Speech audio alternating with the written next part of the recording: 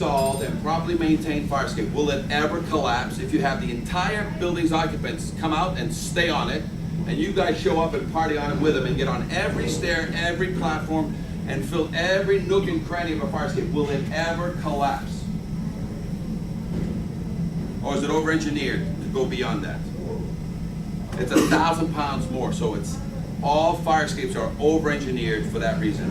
Okay? It'll never come down. So when you get to a fire escape, or to a building and it's on fire, and all these people are on the fire escape and they're getting off, meaning they're getting physically off the fire escape because the stairs works, the ladders work, what can you guys, and it has a white tag like Seattle, what do you guys want to start doing right away?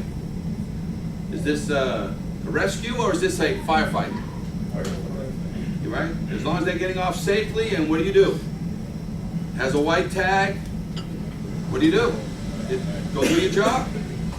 Now the fire escape is for people to self-evacuate. It's never meant for you to use to fight the fire. It's made in case all hell breaks loose. Then what do you guys use? Then use the fire escape. Because you guys got ladders, you guys got trucks, you guys got all these ways of fighting a fire that was not to be using that. The fire escape as a means. So now let's talk about the termination. The lowest balcony should not be more than 18 feet from the ground. The fire escape stairs shall extend to the ground or provide with counterbalance stairs reaching the ground. Got it? So what's that mean? Can I have anything hanging up so many feet in the air and then people jump? So all fire escapes that are incomplete must have a complete stair, and that stair is either a drop ladder on a weight, and we'll show you some of those. It can be a fold-out ladder, so it looks like a drain pipe when it's closed. It can be a counterbalance stair that comes down, but can it ever be just something where you jump down to the ground? So all fire escapes that are examined are going to be incomplete. And of course, fire escapes must remain unobstructed. No cans, no bicycles, no nothing on a fire escape. No potted plants, no tomatoes, no barbecues. All right, let's take a look at all the 4 codes. Let's see if all the 4 codes say the same thing. So the International Fire Code says, all exterior fire escapes shall be examined or tested for structural adequacy every 5 years, and a report submitted to the fire official. Okay? The NFPA says the authority having jurisdiction shall accept by load test or other evidence of strength. The International Fire Code says all exterior fire escape systems shall be examined and or tested, repaired, and for structural adequacy and safety in lieu of a load test. So what's that mean? So the building code, the fire code, the NFPA, they all say what? The same thing. And doesn't your code in Ohio say that you're authorized to require testing or other evidence of strength? Which means what? Is it always going to be a load test? Or can you get other evidence of strength? So other evidence of strength is what? Can I spot repair it and call that other evidence of strength? And leave behind 50 to 75-year-old bolts and rivets? But if I remove and refurbish it at this time, a fire escape. So let's go through the life of a building. Every building swaps their windows. Every 75-year-old building has swapped their windows once or twice. You agree? Has swapped all their electrical inside that building once or twice. Has swapped out all their plumbing inside that building once or twice. Has swapped out the roof once or twice in 75 years. Has done the outside skin of the building once or twice. Have they ever did anything to the fire escape other than throw paint at it? So on average, every fire escape, in order to meet the other evidence of strength, needs to have their bolts swapped every 25 years. That avoids the load test. So if somebody spot repairs the fire escape, what can you pull out of your back pocket because you're not confident? And I don't care if you get it from the most expensive engineering firm that says the fire escape is good, here's my opinion, it's great. What can you order immediately if there was just spot repairs and they left behind 50, 75 plus year old rivets and square head bolts that have no rust in them? But that rivet and that bolt is still 50, 75. What do you pull out of your back pocket? Get that the 4 codes tell you have the right to do. And they hear you. What you say? What do you pull out? So when somebody's trying to bully you into a situation to take a document, what do you say? Load test. Or give me, what's the other thing? Other evidence of strength. So can you, in conversations with any engineer, architect, or others that are acceptable to you, can you suggest strongly that they refurbish the fire escape at this time to avoid the load test? Whenever we do other evidence of strength, the average is 15 to 25 years. So now the state of Oregon, which is going through one of its final revisions, wants that to be put into the state document that says If you refurbish your fire escape, load testing is not required for 25 years. 25 years later, you still have the 5-year inspection rule, which 25 years later is when you have to do a load test. Or at that time in 25 years, what do they recommend you do to reset the clock? Change all the fasteners. All the major fasteners, not every little rivet on the slats, not every little rivet on the picket, all major structural. So this is not a full refurb. So if there's a minor structural connection that's holding a scroll, is holding a bar, and should it fail, it's not catastrophic, do you need to change that bolt? You only need to change the major structural. And the last one that only Superman can see is the X-ray between the building. What happens between this wall and the outside wall? How do you verify that? You verify that by load testing, or you verify that by opening up the inside wall and looking at the connection on the inside, or opening it up on the outside. But can I also negate it? Can I take a connection on an old building, 50, 75 years old, and right next to that connection that is buried 8 to 12 inches deep only, can I put a 3/4 epoxy bolt and just duplicate that? So instead of spending $300 to $500 to verify something inside and outside, can I just put a $75 epoxy bolt right next to it and reconnect it back to the right back to the support and basically negate that, make it brand new? Will that satisfy you as the other evidence of strength? Because now I'm at 200% of whatever that was supposed to be. So that's how you avoid the load test. So this is not a load test class. This is a class to say you have that in your pocket. You just didn't know it because all the 4 codes says the authority having jurisdiction shall be permitted to accept a load test or other evidence of strength on any fire escape system. All 4 codes concur. This is the IFC for 2012. So let's read some of the key points here.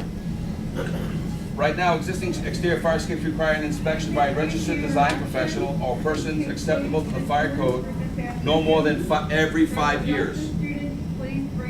So if you don't have it on your code, it's already there. It's coming. So sometimes you can reference other codes for a suggestion of what should be a normal inspection. If not, if you don't want to wait for this code to show up, have a local ordinance that says what? In my town, what do I want? I want them inspected every 5 years. Okay?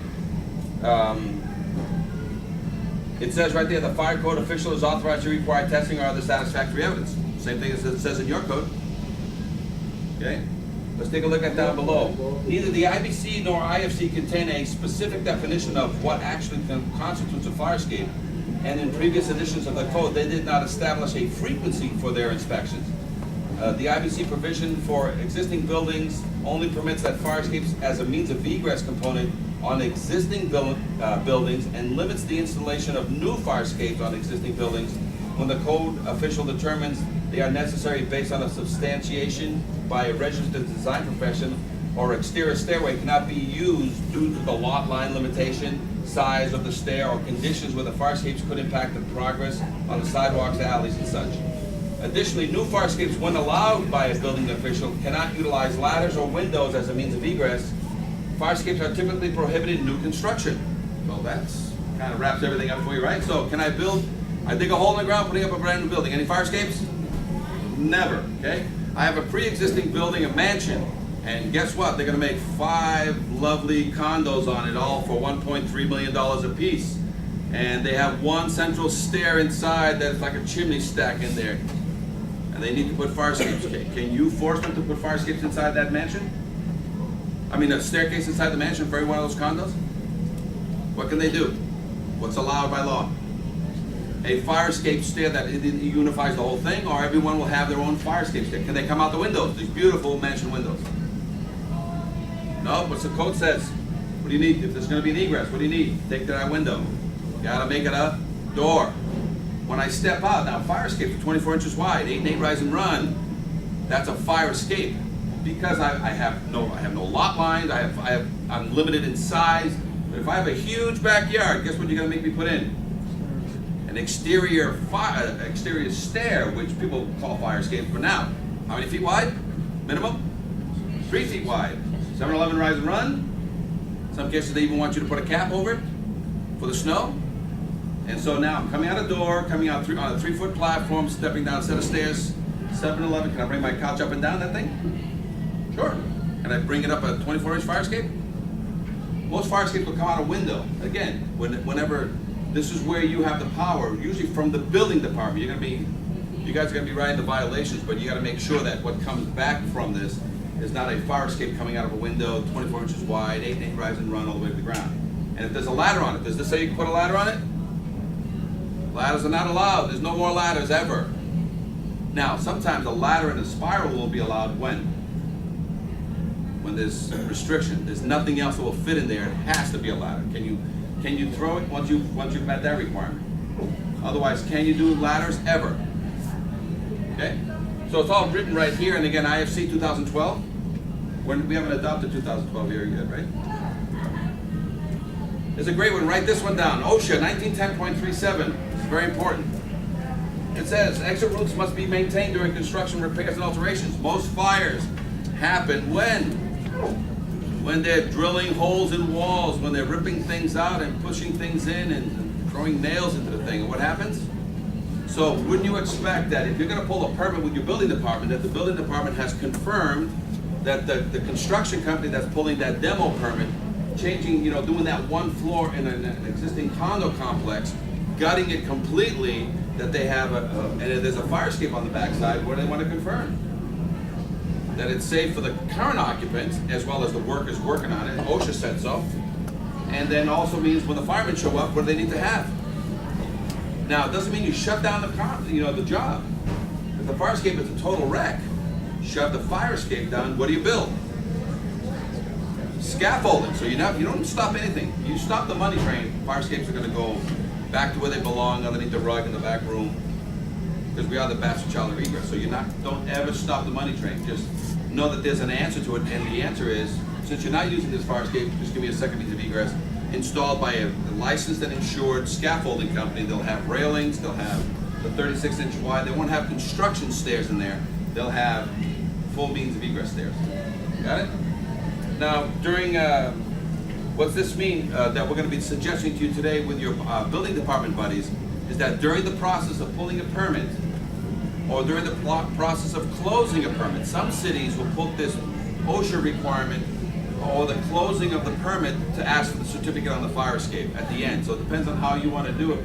We highly recommend for the first 3 to 5 years you put this closure of the permit and the certification of the fire escape on the tail, but then work it to the front to make sure that it's that you don't ruffle too many feathers. Because it's all about, the right thing is in the front, but ruffling of the feathers could happen right off the bat if you do that. You know what I'm saying? In Boston right now, you can't close a permit until you submit the fire escape affidavit. So whether you're changing a light bulb or changing a toilet, all of a sudden when you're closing the permit, the city official will ask the owner and or the vendor for what? A copy of the fire escape affidavit. And everybody goes, what? What's that? So they don't stop the permit closure. You close the permit and you're done. But it issued another violation, and that is you don't have proper certification. Okay? Now, as I'm going along here, guys, ask questions. So I'm going to try my best to fly through and tell you as much as I can about what's working out there, but you need to also say, hey, I have a question, you agree or disagree. Again, I know I have a knowledge of code, but I'm limited in my code, but a lot of you guys here already know the code. So if somebody here has a question about the code, hopefully somebody else on the other side of the room can answer that concern for them if there's any stepping on the code of any kind going on, okay? So let's talk about the checklist. What's this mean? You guys you don't need to have a fire escape squad going out and walking alleyways and start painting these fire escapes with tags or something like that. You need to have them find you. So you need to create a checklist. So it took 75 years to screw this up. It's going to take 3 to 5 years to put this back together. Okay? So what's that mean in the checklist? Starting with fire prevention. You guys have certain things you do that if you add this to your checklist, it would let people know that you need this in order to complete your process. So one of the biggest things is smoke detector sign off, right? So as soon as somebody gets their smoke detector sign off, they can occupy, right? So when the smoke detector goes off and there's a fire, where do I go? I go to an interior stair or I go to an exterior stair. So that alarm is going to ring, and when you're telling somebody, I did a great job of the installation of this smoke detector, but now I need a copy of your affidavit. You're not ordering an inspection on the fire escape, you're asking for a copy that their fire escape has been certified in a reasonable past time. They say, what's that? Or what are you talking about? Do you stop the smoke detector sign off? No, you got to keep that going. Don't stop the money train. But what did it trigger? Is that smoke detector sign-off complete? Or is it incomplete? So you sign it off, let them occupy, but then you say, okay, until further notice, you've got 30 days to give me this. Now, can you always revisit the issue in the future if all of a sudden 45 days go by, 60 days go by, and they haven't given you your certificate? Well, that's a whole different issue. That has nothing to do with the fact that you gave them their smoke detector sign-off. Got it? So don't stop the money train. Some of the other things that you can link in. When a sprinkler company, what's the cycle of sprinkler inspection? Every year? 2 years?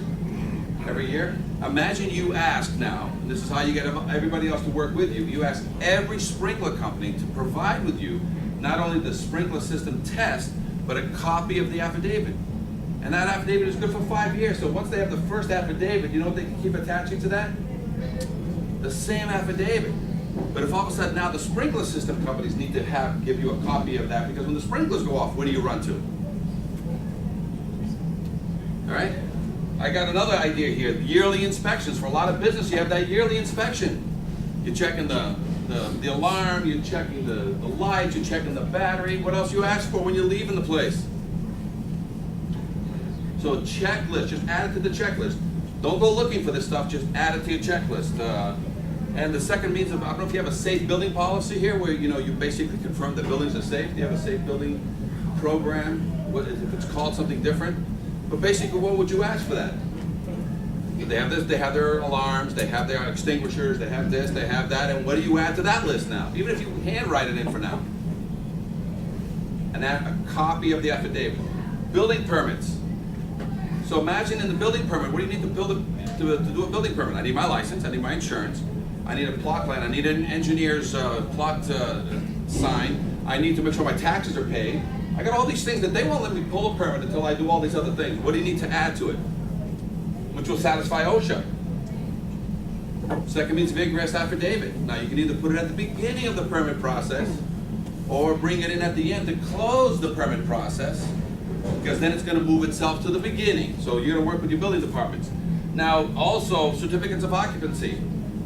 Sometimes on re-rentals and new ownership. What does who does that? Is the building department or fire department that does the new ownership? And the re-rentals? The building department does it. What is it? The building department always does it. That's what's so frustrating. Well, this is where you would ask them to basically ask for a copy. Should one not come in, they still do their process, but what do they give you? A name of somebody at an address that does what? Does not have a certificate on file. Housing. In Boston, we have many classes that we've done with housing inspectors. You can't rent a 1-family, 2-family, or 3-family residential style home to HUD or to any Section 8 without having a fire escape affidavit, which before they didn't care. So a lot of times you guys can't even touch those buildings. You're not getting anywhere near the residentials, right? But who does use a lot of the residentials? It's HUD, Section 8 housing. And so how do you get your nose into that one is because they need to have an affidavit to consider it a safe building. So that's where if you have a housing division, this is some of the stuff that they need. Health department. How many times have health departments shut down an apartment? For mold, cockroaches, you name it. If they get the person out for whatever reason, to get the person back in, what do they need to confirm? That it's a safe building or it's a safe structure, which means they need to get what? A copy of the affidavit. So here's 4 groups that you can sort of band together, because all the information is going to come back to you. Because they don't want to work it. They'll give you a name, they'll give you a reference, but guess what they don't want? They don't want any more work. All right, now you guys remember the Station 9 fire? 2003, 100 people died. Right then, Channel 7, Channel 5, there's all these channels. If you want to get some stories out there, the power of the pen, very mighty. So Channel 7 wanted to do a story on fire escapes and say, hey people, even though a bunch of people died in a nightclub fire, in case there's a fire, use your fire escape, because firemen ain't use them. But and I said, hey, by the way, do you know that 75% of everything I inspected nationwide fails? And of that, 25 to 50% has life safety concerns. She goes, I don't believe you. So I brought her down. Hank Philippi Ryan, she's only about 12 feet 10. She's one of those investigative reporters that's very aggressive. And she said, I don't believe you. So I brought her into downtown Boston, near the theater district. I gave her a 15-minute class on how to inspect fire escapes. I mean, obvious stuff. Dangling treads, obvious stuff. And that 1 minute show she wanted to do actually turned into this.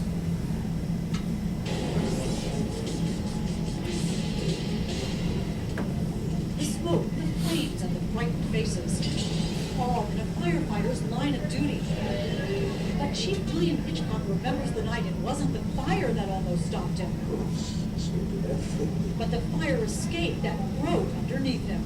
We just came away from the building. And our investigation found across Massachusetts more unsafe fire escapes, rusty, deteriorating, crumbling, broken. And what state officials didn't know, the system they set up to keep fire escapes safe is also falling apart. The potential ramifications are disastrous. So let's look at this one. This expert iron worker is licensed to build, maintain, That's my evil and twin inspect brother. fire escapes. So that over here, for months, we examined dozens of them with alarming results. Looking at this today, would this pass inspection? No. In dormitories, at theaters, at homes, and apartment buildings. Rust is actually eating away the metal of the fire escape. Right. And the bottom line, It'll get weak and then eventually it'll fall. This one has rotted connections. This one missing bolts, twisted metal. would the stairs come down? No, never come down. This one a broken tread. So how dangerous is it for the people inside this building? This fire escape is definitely gonna put somebody either in the hospital or it's gonna put somebody in a cemetery. Fire escapes are so critical. The state building code requires they be certified for structural adequacy and safety every 5 years. But our investigation found that safeguard is simply being ignored. Here's proof. We chose fire escapes at random in Boston, Somerville, Cambridge, Worcester, and here in Quincy. We checked building department files But there's no fire escape certification. to see if building owners had submitted their mandatory inspection reports. There's no certification in this one either. Bottom line, not one we checked in Quincy had been certified as safe. And the Director of Inspectional Services admitted because of staffing shortages, the city has no idea how many other fire escape owners are breaking the rules. And as a result, do you know how many fire escapes in your city are safe or not? In Worcester, not one we checked was certified. In Somerville, 4 more fire escapes, To the fault of effects. not one up-to-date certification. And again, no system for keeping track. How can they get away? I guess the shortest answer of all is because we don't have the resources to sit here and follow up on these things. If structural deficiencies are reported, local building inspectors can actually evacuate residents until repairs are made. Would you talk to us on camera about this? No, but when we surveyed 24 more communities, most admitted they had no idea how many fire escapes were certified. In Taunton, inspectors told us they haven't seen a certification in 25 years. Northampton officials said it's a cold day in hell when that happens. In Cambridge, too, not one of our test buildings was certified, and the official in charge would not come out to discuss it. There are more than 8,000 fire escapes. Again, according to inspectional services, not one we checked was certified. Officials know they are required to enforce the building code, but they admit they don't always know if owners are breaking the law. The building code is being ignored. Right, but it's difficult to write a violation when you don't have knowledge of something like that. But state officials say for a critical issue like this, communities should know. And they warn the Massachusetts building code is not optional. Does it worry you that these fire escapes are not being certified? This is an important issue and should not be ignored. That's because after the smoke and flames begin, it'll be too late to learn you've got no way out. I can't stress enough, Hank, that these things have to be maintained and someone's going to be watching. As a result of our investigation, state officials will now issue an alert to local inspectors. An alert? Meanwhile, if there's a fire escape on your home or office, you can contact your local building department to make sure it's properly certified. In the newsroom, I'm Hank Philippi Ryan. So immediately right after that, right now, and what Boston did, even if it was a knee-jerk reaction, they basically made it so that every permit to close the permit needs to have a fire escape affidavit. So they didn't put it at the beginning, they put it at the end, and just so, did they go look for fire escapes, or did the fire escapes find them every day? So they can now say, hey, I'm doing something about it because every day we issue these violations every day. But who rings the bell? It's a building permit rings the bell. Comes in, they fill it, they check the toilet, they do this, and then to close the permit, what do we ask for? So you gotta get building department involved. to at least give you references that says, hey, I closed another permit, guess what he didn't give me? And guess who writes the violation? They do or you do? Because if he's giving you the reference, who's gonna write the violation? Got it? That's how you're gonna have control. Yes, questions? Why is he closing the permit if he doesn't have to? Because that's natural, that's what you've been doing for 75 years, so don't change the process. We'll change it later.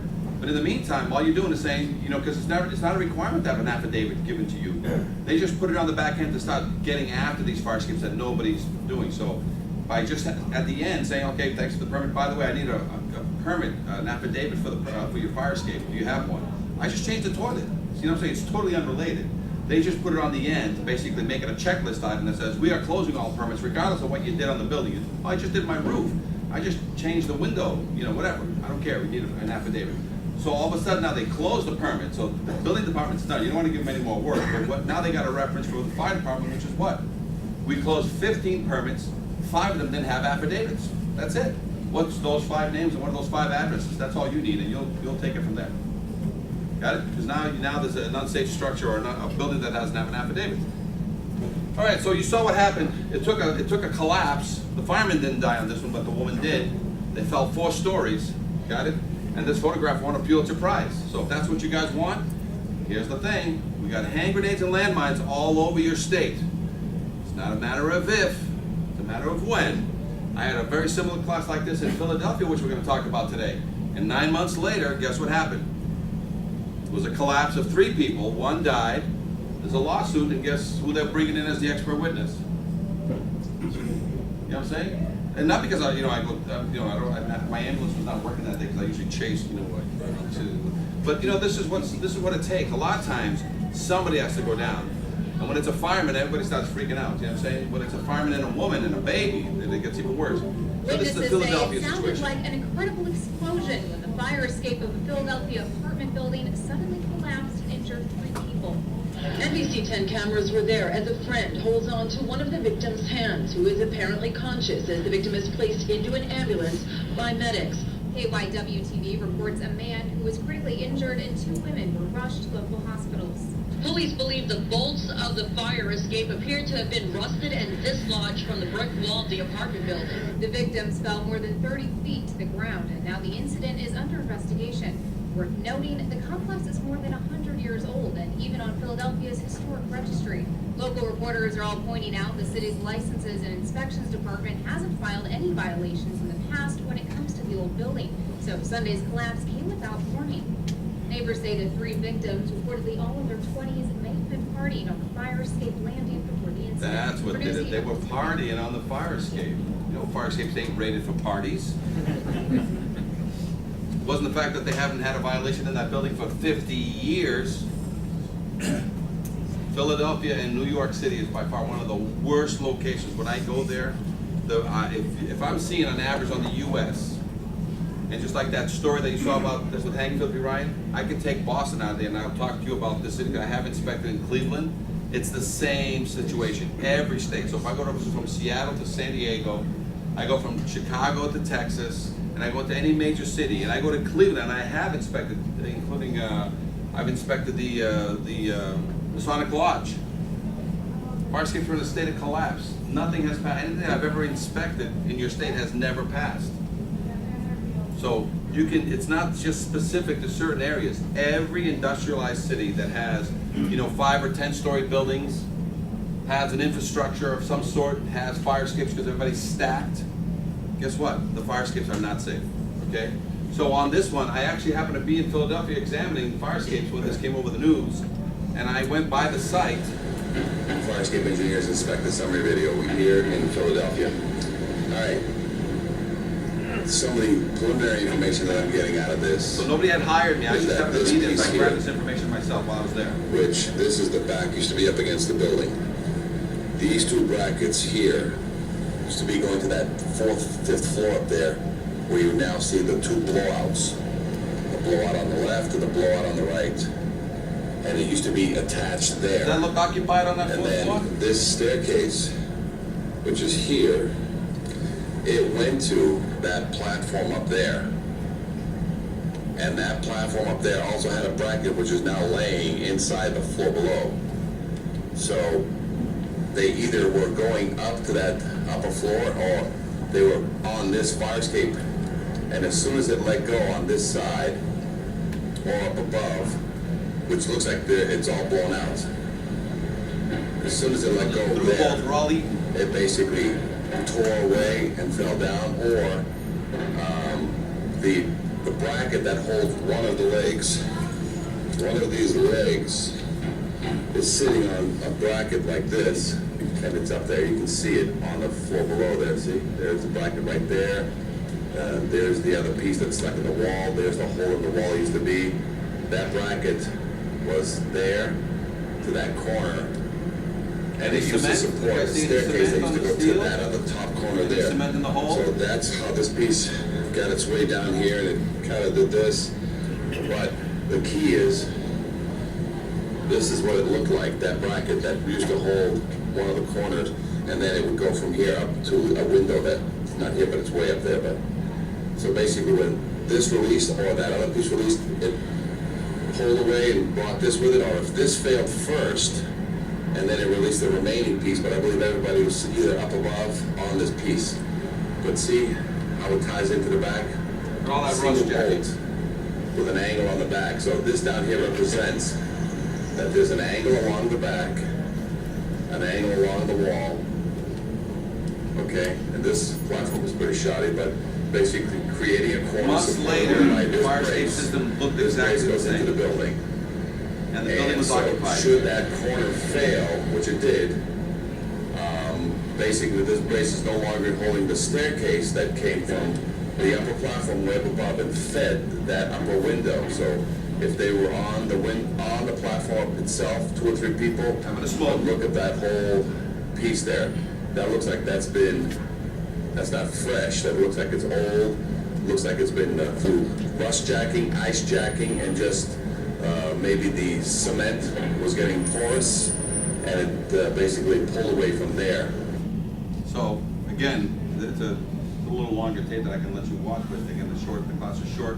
But you see, even months later when I went back there, this is only a few days later, but even months later when I went back, nothing was done.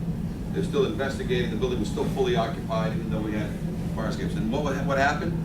This is an example of what was happening up there. As water gets behind any fire escape, what does it do to the steel that's inside the building? It corrodes it and eats it, and it becomes thinner and thinner and thinner. What does it do to the outside steel that's actually exposed to the air? Looks perfect. So as soon as you get anything that's compact and stuck inside something, and you surround it with wet cement and wet dirt and pigeon poo, and what's it doing? It stays wet all its life. What does it do to that steel embedded in the wall? It corrodes it. Now, don't forget that the brick on this is the veneer. That's your vinyl siding. That's not what holds a fire escape in the air. It's what, once you get beyond the brick and into the block wall behind it, that's where you tie in. But between every veneer and every block wall, what do you got? That 1/2 inch of what? Cavity. And when it starts raining on the roof and it comes down that little 1/2 inch cavity, what's it do to the metal that's right there behind the veneer brick, but in between the block wall? It does this. Now, would a load test identify this? If you had a building that had all this, it was all bad on the inside, and you load tested, would this make it self-evident? So had they load tested that a week or a month before, would it have collapsed under a load test? Because that's just 3 people. Remember what kills people? Is it parties and 3 people? Or can it hold 30 people and it still won't give way if it's properly maintained?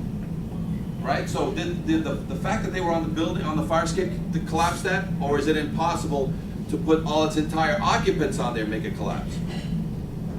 It's over-engineered. For firemen, for people, for everybody, and it still has 1,000 pounds more that it can hold beyond what the physical capacity can hold. Got it? So the water that gets behind that you can't see, that comes out, and we call them dragon tears. Whenever you're looking at a fire escape, you get all these rusty, long tears. We call them dragon tears, rusty tears. That's telling you what's happening inside. It's all rusty. It can't go anywhere, so where's it go? It goes out and down the side of the building. There's another fire escape collapse, right? This is called live load testing with real live people, and some of them die. So this is one where people were basically, the owner and his sons fixed the roof themselves, took all the bolts out, and when they put the fire escape back, They had extra bolts. What do you need them for? Like any great mechanic, what do they always have behind in the box? That were never needed. I don't know why Ford has these extra bolts. They're not really needed. So this was actually during a sale. They were selling one of the condos. So a buyer and a real estate agent, a seller and a real estate agent, plus one of the trustees was on there. And this is 3 fire escape systems exactly like that. It collapsed and it fell to the ground. But it wasn't the ground. It actually fell 1 floor below on a roof. They were so lucky nobody died. But everybody had their speed dials calling who? Attorneys who then call who? Fire departments, right? That's the order. If you survive. Colorado Springs. Downtown Colorado Springs Wednesday after a man falls to his death. I was just walking up the street to get to the bus stop, and the cops were right there told me I couldn't come this way. Police say the victim and several others were working on the roof of this privately owned building when the man fell. He may have fallen distance anywhere from 15 to 20 feet is what's being investigated right now. Tragically, the man died on scene. It's believed he fell from the fire escape and not the roof or a window, although how it happened is still unknown. That's what's being investigated right now to determine the actual cause of the accident itself. Right now, police say the death is not criminal and is being called an industrial accident. There were several witnesses, individuals who were working with the deceased party, and so we've interviewed them as witnesses in this investigation. It's really sad. I feel bad for his family. I mean, I don't know him, but prayers and best wishes to his family for sure. Others in the area expressing similar concerns and well wishes, visibly distraught by the day's events. I mean, I can't even imagine it just coming out to do your job one day, just fall off a building. Like, it's really sad. So what happened there, because I got called by OSHA on that, but here's some of the details. This was a cantilever with a weight cable on the nose going up to a pinwheel and then a weight box up in the bottom. So these guys were trying to make it to come down so they could use the fire escape to access the roof and work on the roof. Is that a good idea? Work on a non-certified fire escape and use it as a means of getting up? Well, should they have a crane? Should they have all these things? Because are you supposed to use a fire escape as a work platform? Right? So the guy went out there because he needed to make the cantilever weight and come back down. So he went out to the very tip and he started jumping up and down. Guess what happened? Nothing happened. So he asked 2 more of his buddies who you saw the photo that says, hey guys, come on out here and help me stand on the edge because this thing won't go down. And when the other 2 buddies went out, that's when it collapsed. The cable snapped and it caught him underneath here. So what do you think happened? I mean, you can fall 15 feet and get hurt. But what happens when a cable, a whipping cable, a steel whipping cable, about a half-inch thick, let's say, catches you under your neck? So that's what they didn't mention there, but that's what happened. Got it? There's another case here in Iowa. We were brought into Iowa at one of the universities. How many universities in the state of Ohio? So we were brought there because on this building, they needed to fix some of the vinyl. So what did the workers do? They basically removed some of the through bolts, fixed the window and the vinyl, and then they put the fire escape back and they put some lag screws where there used to be through bolts on one side. And when there was a fireworks display on July 4th and 3 kids went up there, what do you think occurred when they went to get a better vantage point of the fireworks? It went boom, boom, boom to the ground. We went to they put all the pieces in a secured location, which was basically a lot that the guy owned down the street, and they threw all the pieces in a lot. And we found the smoking gun. So even though they didn't properly secure the evidence, when we got there,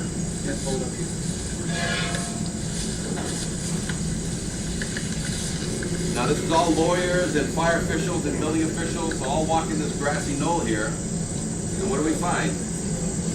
They asked to secure the evidence, and they did. They threw it in a field somewhere. The guy owned down the street. Matching paint, primer, match. The smoking gun, guys. They put a lag screw, a half-inch lag screw in a half-inch hole. And what does that do to security and stability? And this was the little leg. Got it? So they put it back with through bolts. And they were so unsure of themselves, they also put a leg to the ground on top of the roof. On top of a pressure-treated sleeper, or right onto the roof asphalt and shingles. This metal pole. Right? So, live load testing. Let's talk about live load testing. You guys see this all the time in a lot of your buildings that are now non-smoking buildings. What's the new designated smoking area, guys? Fire escapes. You guys remember this? Whenever there's a parade, whenever there's anything, sometimes paramedics for some reason can't get somebody out. Where do they pull them out from? By the way, guys, as you can see there's a guy working on a fire escape. Fire escapes kill everybody. One of our guys out of Chicago, his dad, 57 years old, fell 7 stories to his death, touching the wrong bolt. Well, pulling the wrong connection. So guess who it eats? It has no discretion. It'll kill anybody. So tenants, firemen, workers, all get killed on fire escapes. Who inspects fire escapes? The law is very clear, it's right in there. Design professionals or others acceptable to the building official. So if you have an expertise in fire escapes or that instructs as fire protection engineer or something like that, and you have somebody come to your office and say, hey, this is what I do, let me prove to you what I do. Otherwise, guaranteed that you must accept, whether they're incompetent or not, is design professionals. So if a structural engineer or anybody with an engineer comes in, a lot of times you have to accept them. Architects, landscape architects have signed off on these things. Why? Because the code is too vague. You should be working with structural engineers and others acceptable to the building official. Got it? Who else? So in the code it says engineers are acceptable, architects are acceptable, fire escape. Oh, by the way, sometimes they think you guys are inspecting their fire escape because they come and say, hey, the guy was here. He told me to fix one tread. That's it. How much to fix that one tread? Because that's all he wrote the violation on. And we're like, no, he wants a whole evaluation. No, and they hang up on you because what are they looking for? The guy that listens to them and says, I want you to come, give me an evaluation on one rail bolt, one tread bolt, and then say it's fine so I can get this city official off my back. There's also fire escape inspectors. Guys, I founded the National Fire Escape Association 2 years ago because I had so much data that I had to put it somewhere. So that's all it is. It's my own personal library of information. But do you know there's only 2 licenses in the whole country? I have a rank 4 license out of the state of California, LA. So if you guys want to copy a great system where they charge me $1,000 to get my license, I have to go through 100 question tests, or not just me, every sprinkler guy, every alarm guy, every fire protection has to be licensed, and we have to pay our license every 3 years, guys. You know what I'm saying? So if we want a system, LA's got it down to a science. Yeah, that's the book. So there's fire escape, and I have a Boston license. And my flaw with a Boston license is that the G3, not only can I fix my stuff, inspect the stuff, I can sign off on this stuff. Any chicken in the hen house issues? Don't tell anybody. So here you have investigations by engineers. So just because you have an engineer, sometimes you get a one-piece paper that says the fire escape needs a couple things done.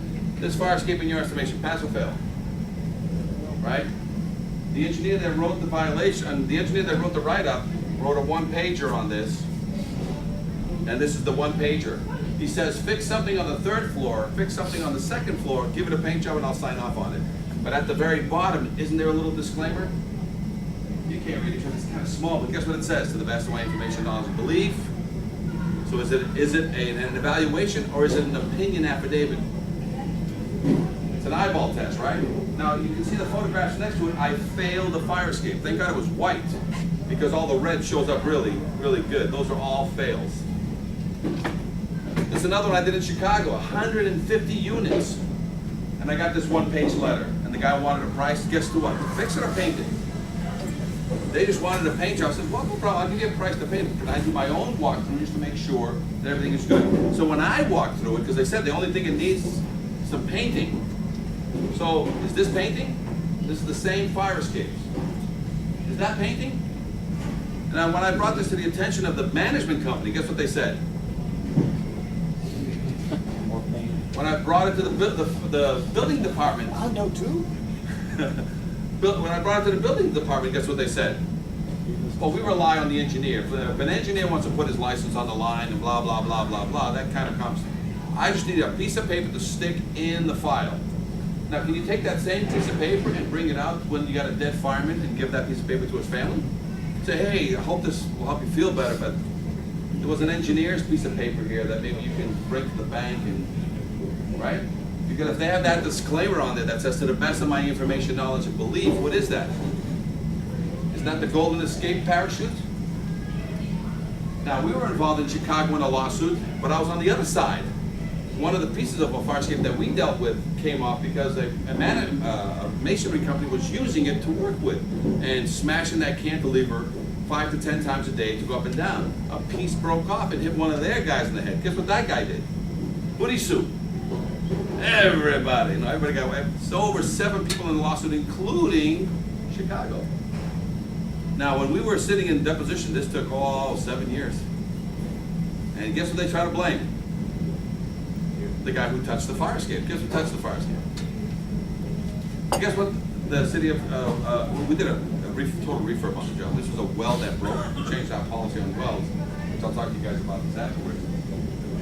It basically, it gave us all the information that we're sharing with you today that says, listen, if you accept an opinion, can you be dragged into a court case? The law says test or other evidence of strength. They didn't give you that. They gave you an opinion affidavit. They neither tested it nor gave you any other evidence of strength. They gave you an opinion and you accepted, like Chicago did. What happened? You're involved in the lawsuit. Got it? Because the code didn't say, you know, low test, other evidence of strength, or a friendly opinion. Did anybody have a friendly opinion amended to that thing? So if you don't have friendly opinion amended on there, you want what the codes. What codes say that? Well, the IFC, IBC, NFPA, and what do they all say? The authority having jurisdiction. So who calls the load test? The engineer, the architect? Who calls for the load test? The authority having jurisdiction. So you guys, like I said, you guys know, you knew this, but you didn't know this. Though the authority having jurisdiction shall accept by load test or other evidence of strength. You're always going for the other evidence of strength, but when somebody bullies you for any reason, what do you pull out of your pocket? When you got somebody with more credentials than you have, and you know they built some skyscraper in downtown, what do you tell that engineer that's trying to bully you into taking his opinion on his letterhead? Show me a load test. Show me. He's not going to show you a load test. He has to prepare for it. He has to tell you how it's going to be done. There's a whole process and show you what the load test criteria is going to be. You have the right to witness it. So whenever you're getting bullied around, you basically pull out the 3 codes. That was all. They've always been there. These have not changed. So all these code changes, all these codes are still in 2009, 2011, 2015, 2017. They're not going to play with fire escape codes. We get 1, 2 lines in the whole book. They've never changed this in 100 years. You just never read that under the maintenance you're supposed to have a load test. You had a load test card.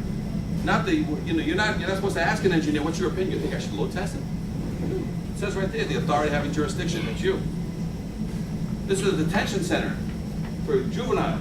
So when I walked up to it, I found this underneath. So if your 6-month sentence or your 17-month sentence doesn't get you, what could get you? Fall in the, you know, the fire escape piece is falling. When we go up a fire escape, one of the things we have is a 3-pound hammer. Now that is not part of the load testing. That is a safety test to make sure that we can physically walk up the fire escape safely. So if you ever want to see what it looks like when you go up a bad fire escape, unless you want to start carrying around little ping hammers, 3-pound little baby sledges, right? Because some of the rust is 1/4 inch, 1/2 inch. So next time you walk up fire escape and you're about to fight the fire, bring a hammer with you and do this.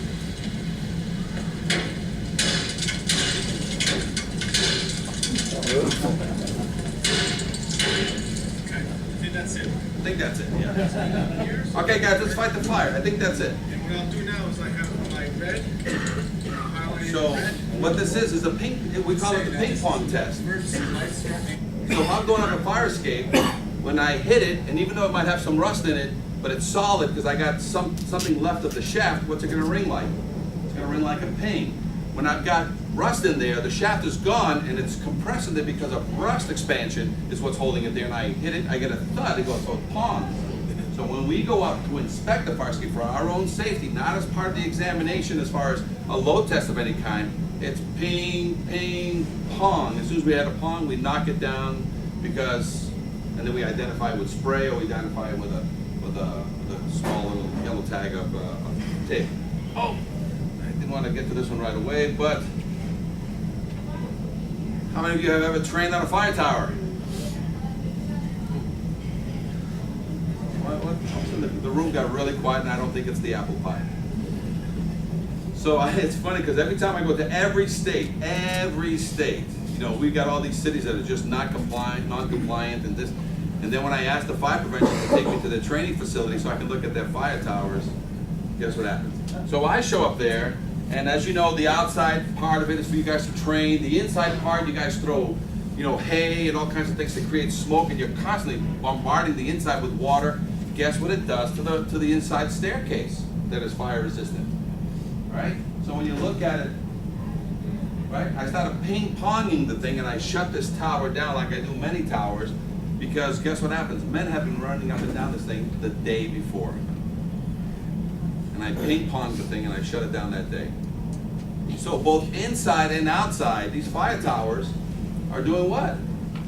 So what's gonna kill you? The actual fire, or training for an actual fire is gonna get you hurt? So this is some more rust. This is how heavy rust can get. You let rust grow. This right here is in a veteran's home. This is fire escapes on a veteran's home. Most of these guys were 70 to 90 years old.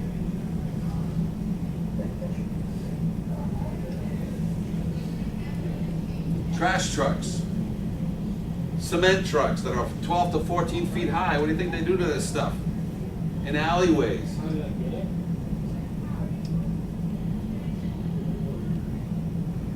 Housing complexes.